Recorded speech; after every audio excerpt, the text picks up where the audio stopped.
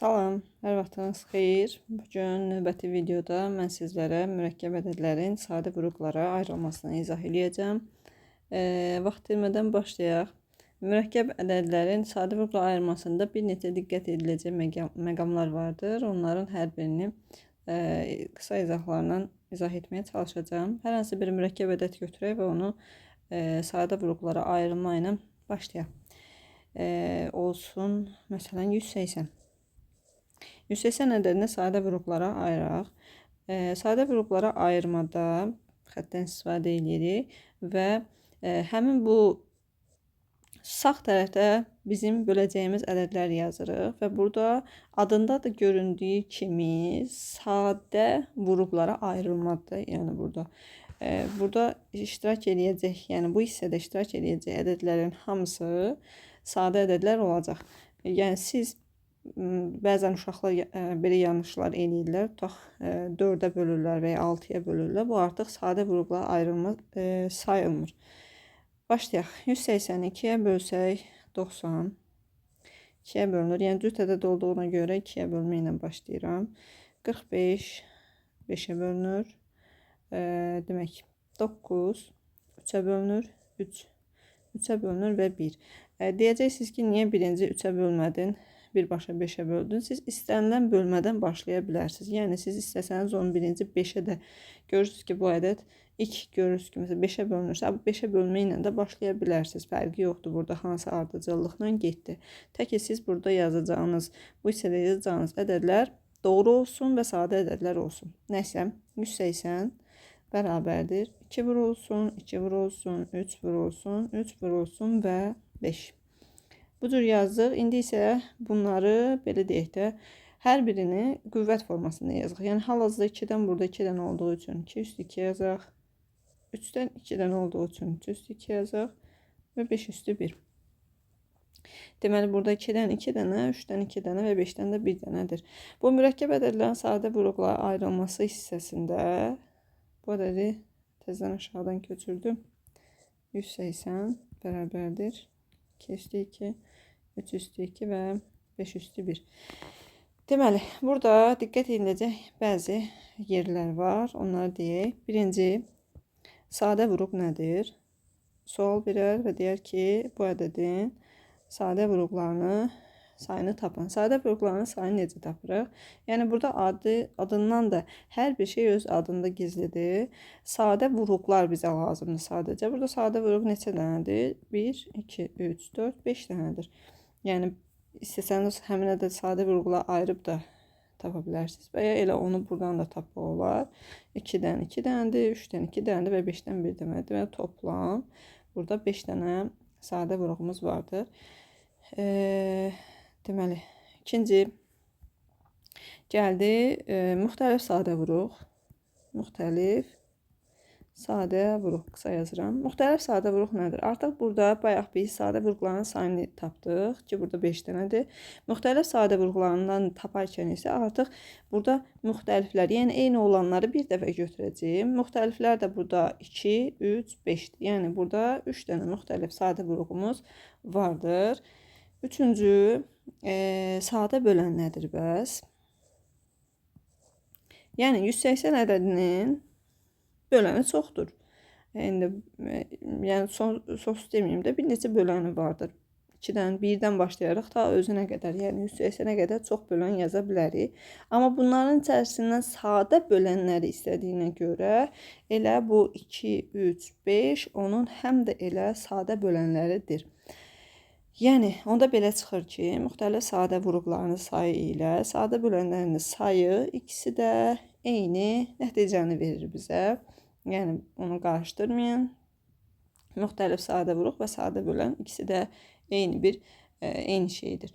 Sonra, verilmiş ədədin natural bölənlərinin sayını necə tapırıq? Elə birinci düsturunu yazaq, sonra elə 180 ədədindən istifadə edək ki, zamanımız getməsin. Natural bölənləri sayı. Natural bölənlərin sayını necə tapırıq?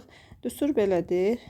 A bərabərdir. Məsələn, bir A ədədi verilmişdir və onu B üstü C üstü M. belə sadə vurğulara ayrılmış formada verilmişdirsə, onun natural bölənlərinin sayını tapmaq üçün N hərfinə işarə eləyək. Qüvvətlərini bir vahid artırıb hasilini tapırlar. Yəni necə? Bizim bir 180 ədədimiz var idi. Buradan bir də yazım. 180 bərabərdir 2 üstü 2, 3 üstü 2, 5 üstü 1. Demək, bunun natural bölənlərinin sayını tapmaq istəyirik.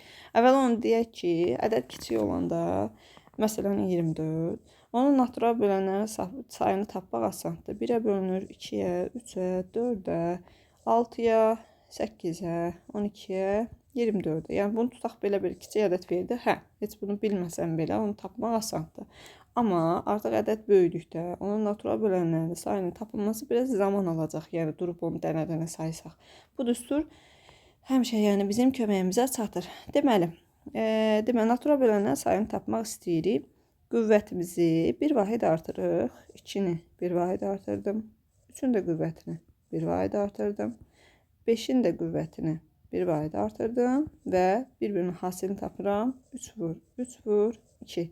Yəni 18. Deməli, 180 ədədinin 18 dənə natural böləni var. Bu natural bölənlərinin sayıdır. Bəs bizə desə ki, tam bölənlərinin sayını tapın. Tam bölənlərinin sayı. Tam bölənlərinin sayını tapmaq istədikdə, belə deyim də tam, onu bir T hərfi ilə tutaq işarə eləyək. Tam bölənlərinin ayağına bir balaca B yazım. Tam bölənlərinin sayını tapmaq istədikdə natural, bunu da ayağına B yazaq. Natural bölənlərinin sayını 2-yə vururuq. Nəyə görə? Çünki natural bölənlərinin sayını tapdıqda onsuz da 18. Biz onun tam bölənlərinin sayı o deməkdir ki, artıq orada mənfilər də iştirak eləyəcək. Naturalda mənfilər olmur axı. 18 dənədir. Tamda isə artıq həmin bölənlərin, məsələn 180 nəyə bölünür tutaq ki? 2-yə, 3-ə, 9-a, 90-a, hər neysə də bir 18 dənədir. Artıq tam bölənlər dedikdə onların mənfilərini də götürürük deyə. Ona görə natural bölənlərin sayını 2-yə vurmaqla onun tam bölənlərinin sayını tapmış olacaqsınız. Tam bölən bərabərdir 18 vurulsun 2, 36. Deməli, onun tam bölənlərin sayı 36 dənədir. Başqa nə deyək buradan? Sadə bölənlərini dedik. Başqa nə var? Deməli, nə deyək? Məsələn, belə ola bilər ki, sual 180 və 180-dən kiçik. Onunla qarşılıqlı sadə olanların sayı.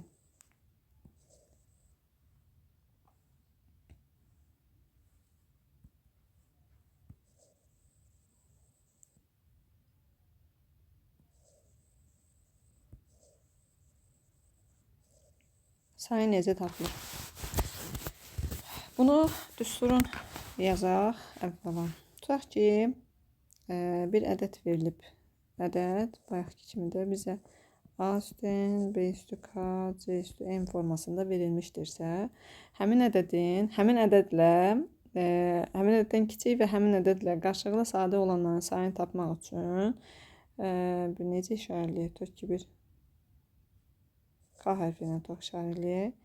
Bərabərdir. Ədəd vurulsun. 1 çıxılsın, 1 bölünsün A. 1 çıxılsın, 1 bölünsün B. 1 çıxılsın, 1 bölünsün C. Yəni nə? Həmin ədəd vurulsun, 1 çıxılsın, 1 bölünsün onun vuruqlarından biri. Sonra yenə 1 çıxılsın, 1 bölünsün digər vuruğu. Eyni qayda 1 çıxılsın, 1 bölünsün digər vuruğu. Tutaq ki, biz indi bu 180-i buna əsasən yazmaq istəyirik. 180 bayaqda yazdıq ki, 2 üstü 2, 3 üstü 2, 5 üstü 1 deməkdir. Deməli, onun vuruqları 2, 3, 5-dir. Rəngi dəyişək. K bərabərdir. A-mız bizdə 180 daxil. 180 vurulsun. 1 çıxılsın, 1 bölünsün 2. 1 çıxılsın, 1 bölünsün 3. 1 çıxılsın, 1 bölünsün 5. Buradan hesaplamaq istəsək 180 vurulsun.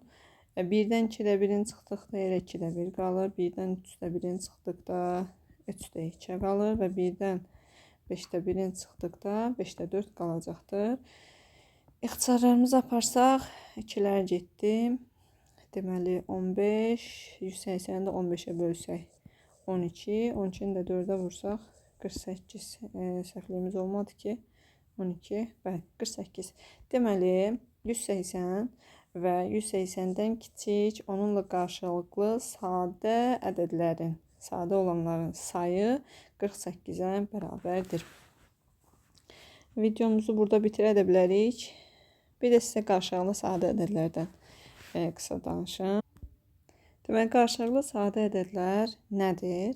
Qarşılıqlı sadə ədədlər odur ki, onların ortaq bölənləri yalnız və yalnız 1-dir. Yəni, başqa iki ədəd verilmişdir. Onların ortaq bölənləri, hər ikisini ayrı-ayrı bölənləri çox ola bilər. Amma onların sadəcə ortaq böləni 1-dirsə, bu iki ədədə qarşılıqlı sadə ədədlər deyilir. Yəni, nə? Məsələn, tutaq ki, olsun 12 ilə 25. Gəlin indi 12-nin də vuruqlarının altından yazaq, 15-in də vuruqlarının altından yazaq. Deməli, 1, 2, 3, 4, 6 və 12. 1, 5 və 25.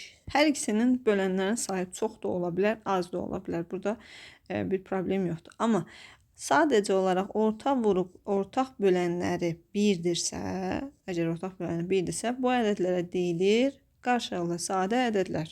Yəni, bu qədər qısa. 12 ilə 25 qarşılıqlı sadədir. Nəyə görə? Çünki onların ortaq böləni sadəcə 1-dir. Yəni, ikisini də bölən ədəd sadəcə 1-dir. Bunları, məsələn, daha çox istifadə olunacaq Əbu Bəkov dərslərində, qarşılıqlı sadə ədədlərdə, yəni onunla ayrıca bir qaydalar da var, Əbu Bəkovla bağlı. Bəzən, tutaq belə ədədlərdə, tutaq yoxlamalıyıq ki, bunların ortaq böləni 1-dir. Amma belədir ki, ardıcıl ədədlər həmişə qarşılıqlı sadə ədədlərdir. Məsələn, 13 ilə 14. Ortaq böləni sadəcə olaraq 1-dir. Tutaq 14 ilə 15. 20 ilə 21. Hər ikisi mürəkkəb ədəd ola bilər. Amma sadəcə ortaq bölənləri 1-dir. Tutaq 25 ilə 26. Yəni, ardıcıl ədədlər həmişə qarşılıqlı sadə ədədlərdir və bir də ardıcıl tək ədədlər. Ardıcıl tək ədədlər. Misalla görsədə, yəni bu qarşılıqlı sadə ədədlərlə bağlı həmişə deyəcəyimiz ardıcıl tək ədədlərdir və ardıcıl ədədlərdir. Ardıcıl tək məsələn 9 ilə 11. Biri mürəkkəbdir, məsələn, biri sadədir, amma qarşılıqlı sadə ədədlərdir. 13 ilə 15, 25 ilə 27. Bunlar ortaq bölənlər sadəcə 1-dir. Ona görə bunlara qarşılıqlı sadə ədədlər deyilir. Bu qədər. Bugün mən sizə vaxt qaldığına görə çalışan videolar biraz balaca olsun, kiçik olsun, darıxdırıcı olmasın. Mürəkkəb ədədlərin sadə vuruqlara ayrılmasını izah elədim. Çünki növbəti dərsdə artıq sizə əbobdan danışacağım. Və zaman qaldığına görə qarşılıqlı sadə ədədlərdən izah elədim. Fikirlərinizi deyə bilərsiniz. Təklifləriniz varsa yenə də açıqdır. Bildirə bilərsiniz. Xoş izləmələr hər birinizə. Gününüz xeyirli uğurlu olsun.